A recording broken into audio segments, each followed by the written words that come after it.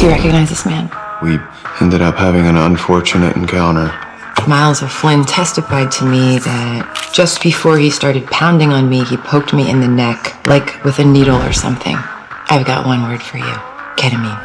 You killed him like you killed all your other victims.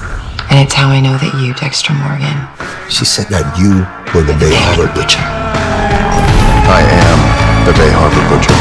My old captain actually thought it was someone else in the precinct. Who? Dexter Morgan, but he died years ago. State your goddamn name. Dexter Morgan. Dexter Morgan is alive.